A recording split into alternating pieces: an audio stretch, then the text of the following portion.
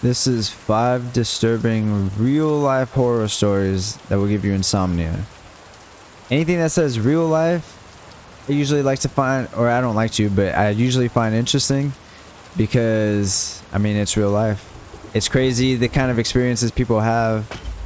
Like, people have every kind of experience you can think of, and then some, somehow. I mean, think about it. There are billions and billions of people at all times, you know. These people die and then others are born.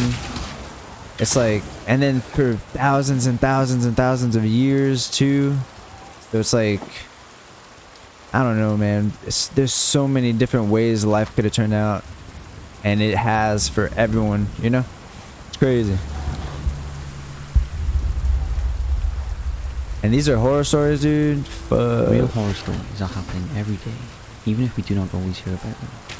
Murders, disappearances, devil worship, and torture aren't made up by fiction writers. They are inspired by real events. Some so horrific that they are difficult to comprehend. In this video, we'll be looking at a variety of real-life horror situations, from a vampire killer to an unnecessarily drawn-out death at the hands of medics. A vampire killer? Whether you're a dedicated subscriber or first-time viewer of Top 5, what the fuck? you probably got to love mystical. Was it just some random fool claiming like, yeah, dude, I there kill are so vampires? many stories waiting to be heard, but it's hard to know where to find. And then he like just killed a human thinking that it's a vampire. And a lot of times, Like, bro, you smell like garlic. Oh wait, no. It's filled Vampire with can't have garlic. He'd be like, bro, you don't smell like garlic. You must be a vamp. Luckily, there's a brand new hotspot for all things mystery and other fascinating subjects, where these worries do not exist. We're proud to announce our continued partnership with Magellan TV, and thank them again for sponsoring this video. Magellan TV is a membership-based streaming platform bound to become the leaders in the world, created by a brilliant group of filmmakers who have knowledge and passion as well, and designed for die-hard fans. Oh shit. Their website consists of the most impressive library of true crime-related titles available on any streaming platform around, including Netflix. Magellan TV also loves to blend in other topics such as science and history, but through the lens of unsolved mysteries. And if you need a break from the criminal sphere, they also offer films and series based on subjects such as paranormal, supernatural, and dark sides of the universe. The best part is they add new shows and other 24/7 ad-free content each week, so you can discover new stories every single day on whatever device you'd like to stream from. One title I remember was Birth of Planet. Oh shit. A documentary diving into the existence of our planet, its place in the universe, and how it might become clues in other galaxies. It's the perfect form of investigative science, going beyond Earth to solve mysteries, an important mission for Top 5s. If you sign up today, you'll receive a free 1-month trial. Damn, this is a really long ad. Below. So enough waiting. Go and explore Flex it, those though. unsolved stories, ready to be shared with Honestly, this dude, I've been listening to this dude since I was in high school, I think. Sit back and enjoy. Maybe not. Maybe a little bit after high school, actually. No, maybe in high school. I can't remember. Mummies of Guanajuato. Between 1826 to 1837, a devastating cholera pandemic swept through many parts of the world, causing more deaths more quickly than any other epidemic. Remember the Black Plague? By around We almost got extinct that the time. outbreak had reached Guanajuato in Mexico. As the bodies mounted up, they were quickly buried to try and control the spread of disease, and sadly in some cases, it's thought that some were buried before they actually died. Some years later, in around 1865, the local government introduced a burial tax that forced families of the dead to pay a sum of money to keep their bodies buried. If they couldn't afford it, the corpse would be dug up. Inevitably, some families were unable to afford the tax, meaning their deceased loved ones were unceremoniously removed from their graves and moved to a storage facility. This is However, real life. as cemetery workers began digging up the corpses, they were shocked to see the extent to which they had naturally mummified.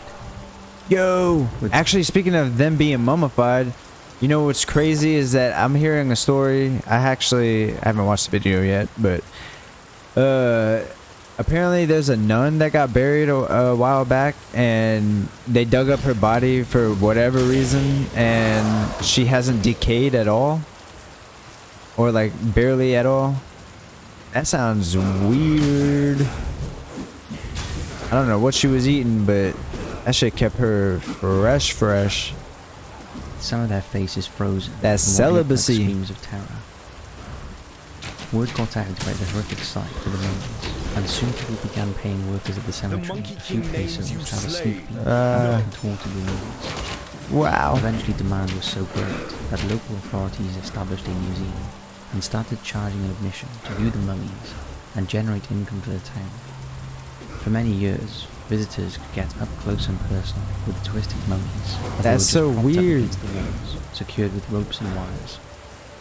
Those And are real because life some people visitors people are started taking photos bits of with. the remains for macabre souvenirs, the local government was forced to display the mummies behind temperature-controlled glass. And poor people, dude, they're like dead. They don't Today, even the realize that museum they're just displayed propped up 59 as... out of the 111 bodies that were removed from their graves. Amongst them is the oldest and first one to be dug up, Dr. Remigio Leroy, Who's a he? French immigrant who had no family to pay the grave maintenance tax. His mummy is displayed still wearing the smart suit he was buried in. Also on display is what is claimed to be the smallest mummy in the world, a fetus taken from his mother who was pregnant when she died. What? Poor Perhaps kid. the most horrific exhibit is that of Ignacia Agula, a young girl who had a heart condition which Oh, caused her fuck. heart to slow to the point that she appeared to be dead, and during her battle with cholera, her family and the doctor believed she was dead, and hurriedly buried her. However, when she was dug up a few years later, it was evident that she wasn't dead when she was buried, and she was found turned in her coffin, and appeared to have tried to eat her arm, What possibly the in a desperate fuck? bid to stay alive. What the fuck? The museum really is the stuff of nightmares. A lot of mummies are dressed in the clothes they were buried in, and some have photos of how they looked in Dude. life. You have tormented But the death. overriding image is the contortion of fear on their faces, and the thought of what really goes on after we die and are Hold buried in the up. ground. That's fucking crazy, dude. That's so... Imagine being so hungry, buried alive, that you start eating your own arm. What the fuck? Because I've heard of stories of like people being buried and then like someone around them hears stuff like whenever they're near the grave or something, or maybe even they hear something in the grave, and yeah, like, or like bodies end up getting exhumed and they see scratch marks inside of the coffin, like if they were trying to get out, you know, and like bloody fingers and shit. Fuck, bro. Like, imagine. Whoa, fuck. That would just be so shitty, dude. Being buried alive. And then you're so hungry, you literally... You start eating your arm. It's like kind of like, why would you do that? Because you already know you're gonna die. But then again, like, the hope for survival, bro. Like, life, I don't know, man. When it comes to life or death, people will fucking fight to the very end. I don't know, that will to live, bro. I don't know if I could do that. That would hurt too much. Fuck no. That's fucked up though. It actually happened. I don't know why I'm laughing. This shit actually happened, bro. That's terrifying.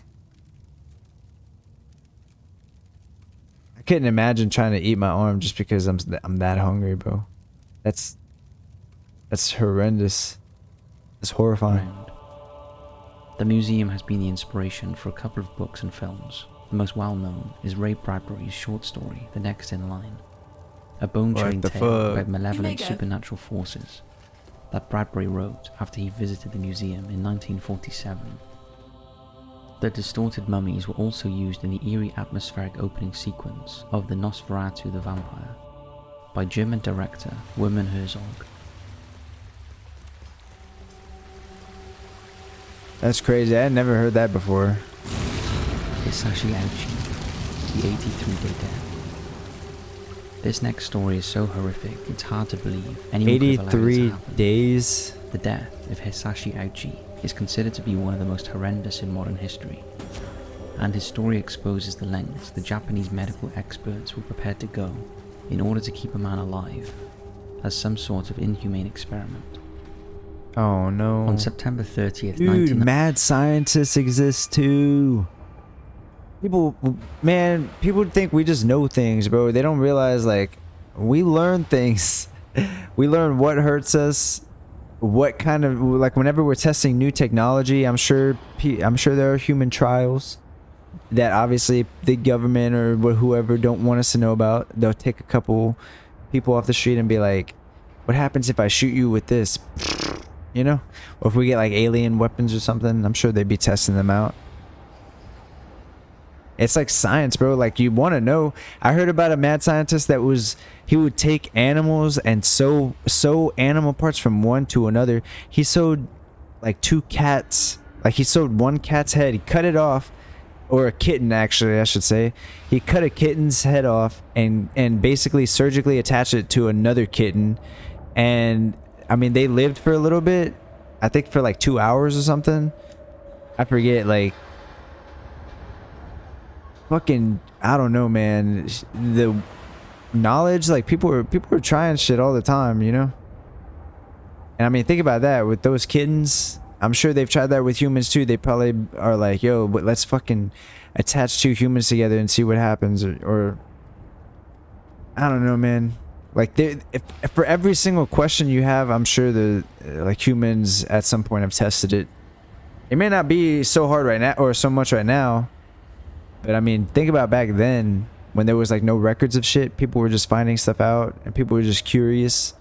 And I mean, people were just crazy too, unevolved, just fucking weirdos. 99. Hisashi Aochi went to work as normal at the Tokaimura nuclear plant in Japan. Hisashi worked as a technician in a uranium processing plant operated by JCO, a subsidiary of Sumitomo Metal Mining Company. Nice. Hisashi and his 2 colleagues were asked to prepare a small batch of reactor fuel. It wasn't a process they were familiar with, as it was the first time in 3 years that JCO had requested this, meaning no proper qualifications or training requirements were in place. Furthermore, the technicians were under pressure to complete the task to meet shipping requirements. As a result, a catastrophic error was made. To purify the reactor fuel, workers were supposed to use an automatic pump to mix up 2.4 kilograms of enriched uranium with nitric acid. Instead, they manually used a stainless steel bucket and mixed 16 kilograms of uranium by mistake. Uranium? The incorrect measurement of high purity enriched uranium oxide mixed with nitric acid inadvertently triggered a self-sustaining nuclear fission chain reaction that released intense gamma and neutron radiation. Did he turn into the Hulk? First realized something was wrong when they saw a blue flash that triggered the gamma radiation alarms. Aochi was the nearest to the precipitation tank, while his colleague was standing on a nearby platform, and the other colleague was sitting at a desk 4 meters away. Almost immediately after the leak, Aochi and his colleague experienced pain, nausea, and breathing difficulties, and Aochi, who had received the most significant radiation exposure, had problems with mobility and coherence, and eventually lost consciousness. A worker in the next building realized the severity of the incident and called for emergency medical assistance, and all 3 men were taken to hospital. The plant was evacuated, and the next morning, experts were able to end the nuclear chain reaction by draining water from the surrounding cooling jacket installed on the precipitation tank and adding a boric acid solution to the tank. How do they know? Well, I mean, chemistry. Oh, you gotta know your chemistry, bro. However, Hisashi and his 2 colleagues... Learn your chemistry. Aochi had been exposed to 17 SV of radiation. His colleague Shinohara, 10 SV. So let me guess, they kept him alive to see what that shit would do to him. To put this into perspective, the allowable dose for plant workers was 0.05. The worst affected was 35-year-old Aochi, whose exposure to radiation was so extreme that most of his body had severe burns, and his internal organs were seriously damaged. In addition, his chromosomes were destroyed, and his white blood cell count plummeted to near 0, meaning he had no immune system. Aochi was placed in a special radiation ward to limit the risk of infection. Over the course of the next few weeks, Aochi was treated with various experimental drugs and procedures, including peripheral blood stem cell transplantation, repeated cultured skin grafts, and granulocyte colony stimulating factor, as well as being administered numerous painkillers and antibiotics. Even though it was clear the damage Aochi's body had sustained through radiation was untreatable. However, neither the transfusions or transplants could keep his bodily fluids from leaking out of his pores. During What? the first week of these pointless experiments, Ouchie was conscious enough to tell the doctors that he couldn't take it anymore. He was not a guinea pig. He was still despite his conscious enough to pleas, talk? They continued to treat him, and at the request of his family, doctors repeatedly revived him when his heart stopped.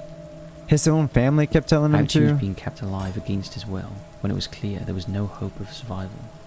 Almost all of his body had been completely destroyed, and most of his skin was peeled off. After 83 agonizing days, Ouchie died on December 21st, 1999, following an unrecoverable cardiac arrest. The agony Jesus. Ouchie must have been in does not bear thinking about. He's like And to this falling day, apart and Ouchie they holds just the kept him record for alive. The most radiation experienced by a person who survived the initial dose, but at what cost? I remember there was one dude, I don't know what his name was, but I think he was even on the No Jumper podcast, or he was on a podcast, and he got like flesh-eating virus, where like he would wake up some mornings and like he'd kind of go like I guess to like rub his forehead or something, and he would grab chunks of his fucking skin, and then whenever he go look in the mirror and shit, he would like, he could see the bone. That's just flesh eating skin. This dude had like all kind of radiation. His insides are probably like, you know, oh my god, like falling apart and eating alive and shit. That's so fucked up that they kept him alive too, just to kind of see what it does. Like what other purpose do you have? Like you can see what it does to the body afterwards if you really want to, but why keep him alive to see that? He even said himself he doesn't want to be alive anymore. I don't know.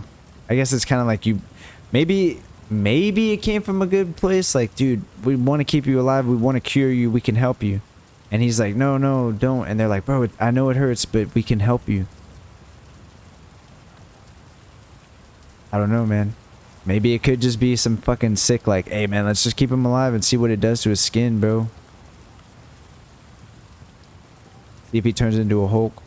See if he turns into some, like, if he turns into something.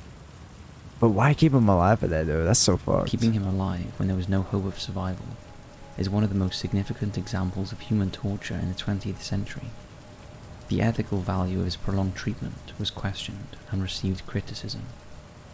Now, we know there are photographs of Ouchie's suffering out there, but we are not sure of their authenticity, and some are too horrific to show, so we've Yeah, I chosen bet. not to. He's probably falling apart. As for the other two workers, well, sadly despite a 7-month battle, during which Shinohara appeared to be recovering, he died on April 27, 2000, of multiple organ failure. He too had endured radical treatments and numerous successful skin grafts, as well as a transfusion from congealed umbilical cord blood, but was still unable to fight the radiation-induced infections and internal bleeding that eventually caused fatal lung and kidney failure. Their Jeez. supervisor, Yokokawa, did manage to survive and was released after 3 months with minor radiation sickness, although I wonder how faced he feels about negligence it. charges in October 2000. I wonder if he feels any kind of guilt. Phone stalker Hal. It might seem trivial to be terrorized by a prank, but if you really think about it, to be constantly bombarded by an unknown stalker who must be watching your every move would be terrifying. In 2007, 16-year-old Courtney Kuiken from Firecrest, Washington, started receiving random text messages from her friends, asking her why she had sent them text messages simply saying gay. At first, Courtney was What? slightly confused, as she knew she hadn't sent any such messages, and she brushed it off as a misunderstanding, or possibly a prank by her friends. However, things got a lot more sinister, and Courtney, as well as her friends, started receiving threatening text messages and phone calls from an unknown person who came up on their phones with no caller ID. The other families affected were the McKays and the Prices, all who knew each other and lived close by. They began to refer to the unknown caller as Restricted.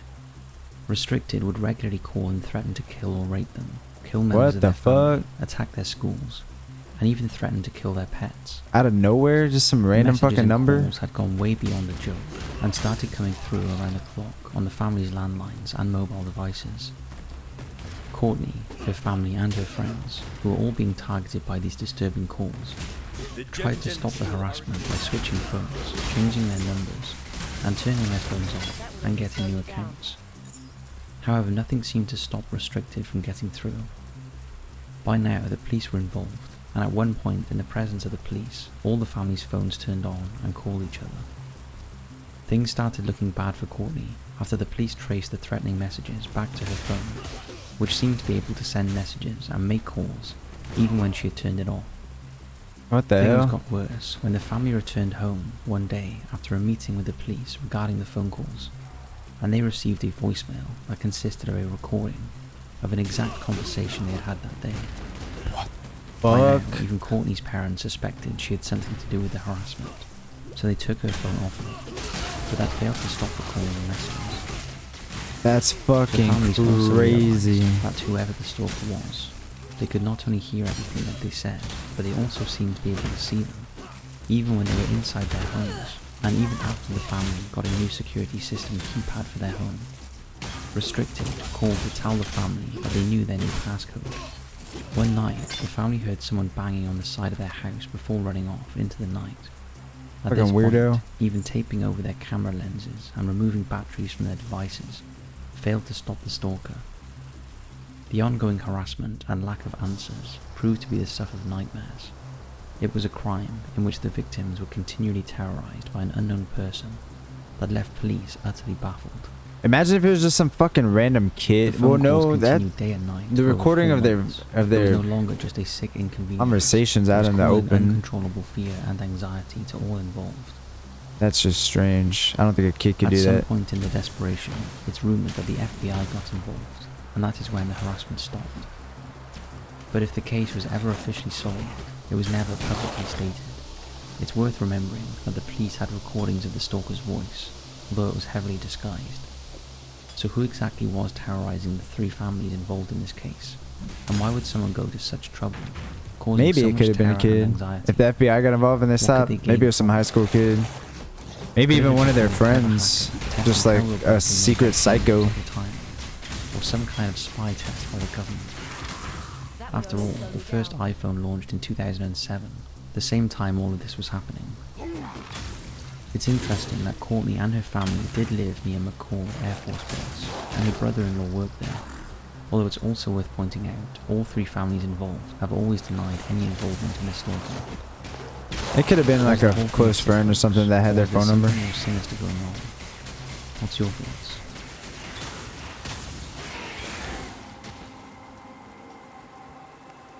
What the Teenage hell? vampire. It's hard to believe that a child's ambition when they grow up is to be a vampire.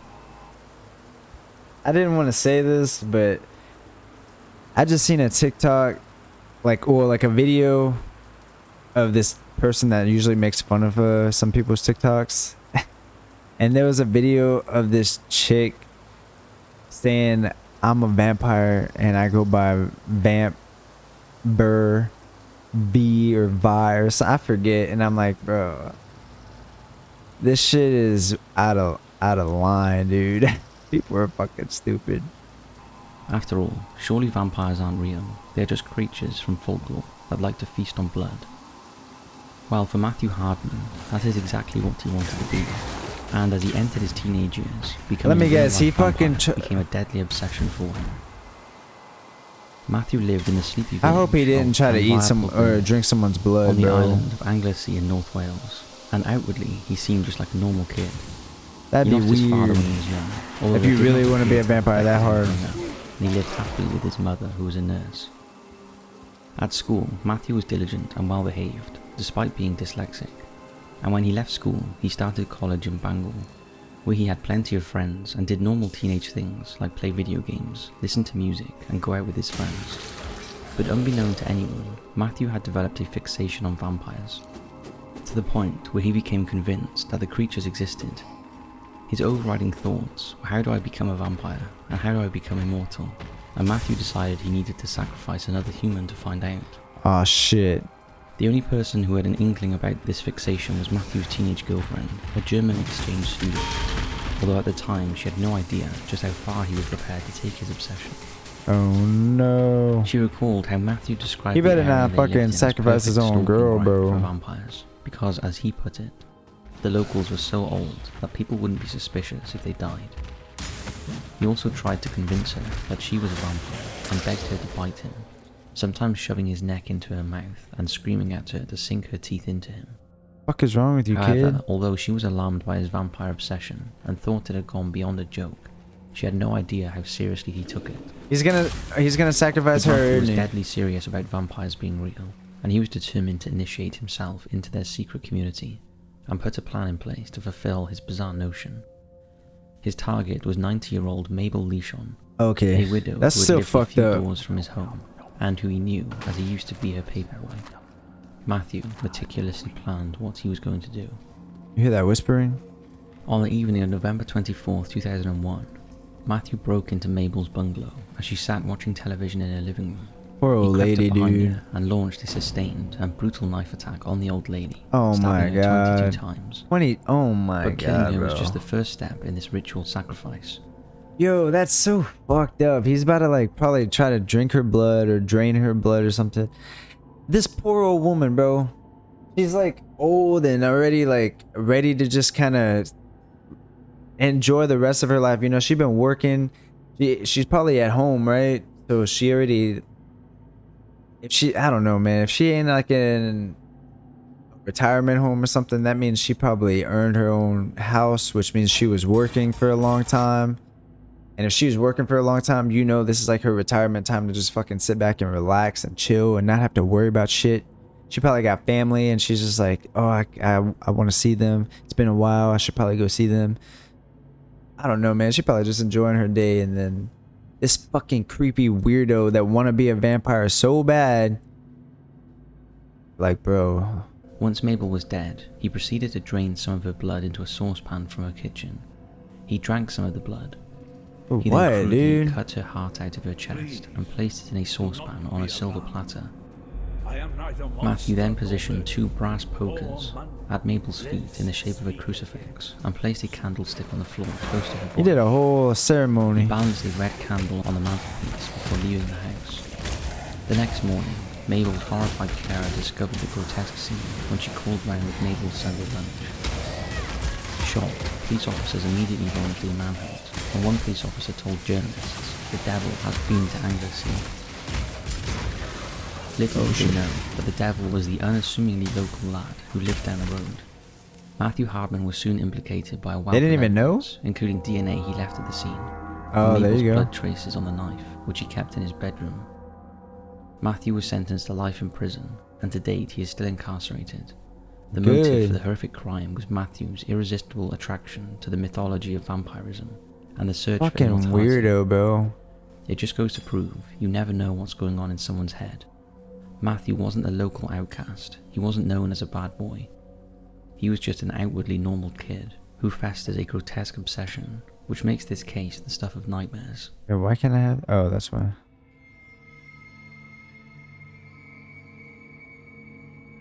Sylvia Likens. The senseless murder of anyone is tragic enough, but when the murderer is someone close who is supposed to be a caregiver, it seems almost inconceivable. And the case of 16-year-old Sylvia Likens is so disturbing that decades later, the horror of what happened to her lingers on in Indianapolis. On October 26, 1965, Indianapolis police were called to 3850 East New York Street. I thought it had said 1,000. There they found the body of 16-year-old Sylvia Likens. Immediately 66 able to tell reduce, that her recover. death What was the not fuck? Why would result it of a do single that? incident of murder. It was obvious that Sylvia had sustained prolonged torture and abuse.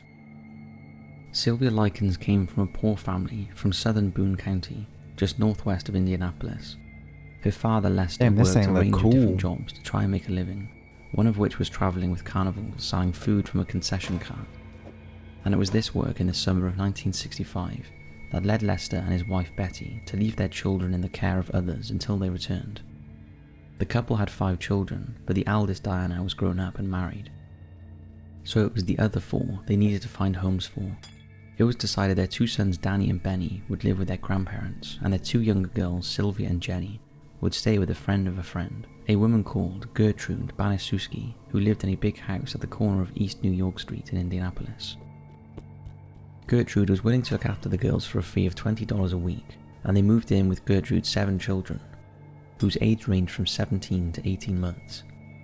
The Lycans thought the company of other children would be perfect for their 2 daughters whilst they were away. Jenny was the shyer of the 2 girls. She had suffered from childhood polio and walked with a limp, while in contrast Sylvia was more confident and outgoing and went by the nickname Cookie. She always kept her mouth closed when she smiled because she had a missing front tooth. However, almost as soon as the girls moved in with Gertrude, there was a clash between Sylvia and Gertrude's 17-year-old daughter Paula. The pair just didn't get on. The clash caused friction in the house, and a blame game started between the girls. This later escalated into something much more sinister just a week later, when the $20 money order for looking after the girls did not arrive in the post as expected. $20. Gertrude flew into a rage, blaming Jenny and Sylvia, and slapped both girls. And even though the money arrived the next day, the chain of abuse had been triggered. Gertrude was a frail woman, so to inflict maximum pain on the girls, she used 2 weapons, an ornamental paddle and a thick leather belt, and she would punish the girls for various menial offences, such as exchanging soft drink bottles for change at a nearby grocery.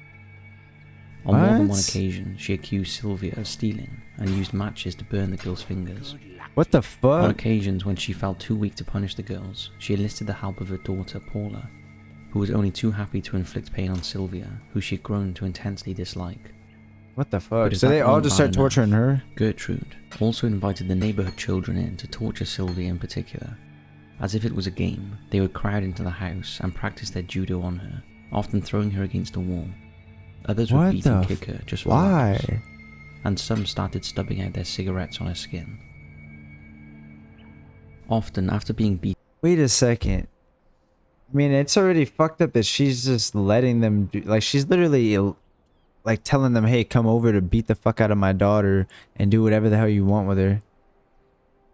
Why would nobody call the cops? You would think her daughter would talk, like, you would think that girl would tell any of her friends, like, yo, like, help, bro, this shit sucks, dude. My mom is like fucking letting people come over and beat my ass after school. Like, I'm sure this is illegal. Or does nobody fucking notice it, bro? None of the teachers hear these kids saying, yo, I went over to old girl's house and beat her ass yesterday. Her mom's just letting us all come over and do this whenever we want. It's like, how did nobody know about this? And what a fucking freak, dude. How you gonna let your own kid get beat like that? Like, I don't know, bro. eaten or burned, Sylvia was forced into a scalding hot bath to cleanse her sins. When the traumatized girls started wetting the bed, Gertrude decided she was no longer fit to live with the rest of the children, and she was thrown into a cellar and was not permitted to leave the house. She was given just crackers to eat and was not allowed to use the bathroom. One day, Gertrude announced to her children Not that allowed to Sylvia was use a the prostitute, bathroom. and she was so proud of it that she needed it etched onto her stomach. So she took a large needle and began to carve the words, "I am a prostitute and proud of it," into Sylvia's stomach. Gertrude later asked one of the neighborhood boys, Richard Hobbs, to finish off the etching, and he obliged. After one particular beating, Gertrude realized she had gone too far and Sylvia was dying, so she hatched a plan to blindfold her and dump her in nearby woods. With What a the note, she forced her to fuck? write, saying a gang of boys beat her up. But the plan backfired when Sylvia tried to escape, so Gertrude and one of her sons beat her again and threw her back in the basement. Not long after, the police were alerted, and when they arrived, Sylvia was dead. Her cause of death was determined to be brain swelling, internal hemorrhaging of the brain, and shock induced by extensive skin damage. What the fuck? The Sylvia the was fucking also brother, dude. emaciated and suffering from malnutrition. Her body was covered in sores, burns and bruises, and the branding on her stomach was clearly visible. Gertrude was arrested, but tried to blame her own children. See, this is that type of shit that makes me, like, anytime I feel bad, I'm like, bro, there are people out there that have it so much worse. Like, this poor little girl didn't do anything, bro. And she got, like, she got fucked over, bro. And it's not even just her. Like, I've heard stories of people being kept in fucking basements, like, abused and fucking, like, you know, taken advantage of and raped throughout their whole life. Like, years and years and years and years, or like decades, you know? And it's like, I don't even know, dude. It's so fucked up that some people have that kind of experience, you know? Makes me feel really, really, really bad. But it's like, what do you do? How do you find these people and save them? How does nobody realize that she's like not at school and that she's getting beat, you know? I mean, maybe her mom was like, "Yo, we're house homeschooling or whatever." But still, like, I don't know, man. Why would do people